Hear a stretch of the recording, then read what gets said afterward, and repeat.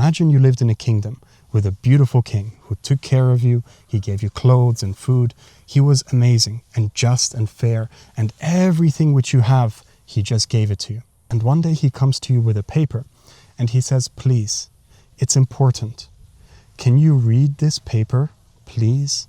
This king who has given you everything, he's fed you since you were a baby, and he's taken care of your family, and he's protected you.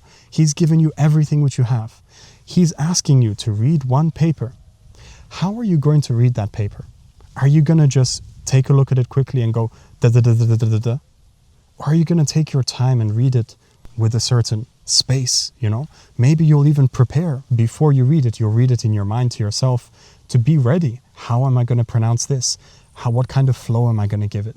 Maybe you'll even go in the other room and practice before you read it to him. It would seem very, very likely that the person who reads it da da da da da da da is perhaps not grateful to his king, or simply unaware of what is actually happening. I'm sure I can't be the only one who's really affected when people read the Quran so quickly or make prayer like a machine gun.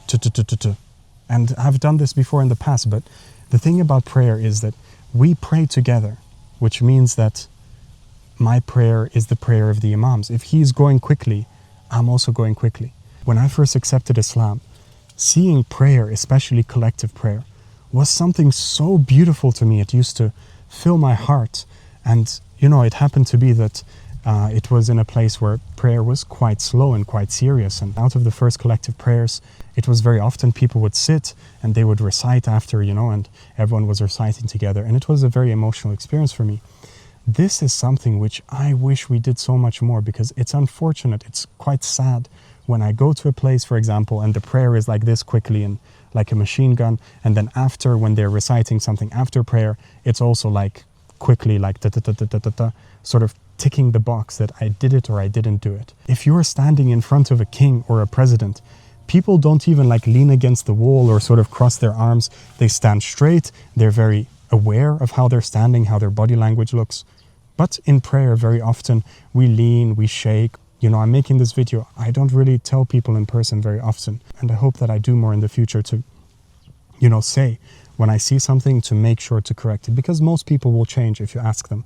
But we sort of keep to ourselves and we don't say out loud what we could do to improve the society. So hopefully with this video, we're going to change our own behavior in prayer and also speak more often to others to correct them. Guys, please stand in line. Let's be straight. Ask the Imam, please don't go so quick. Prayer is such a beautiful thing.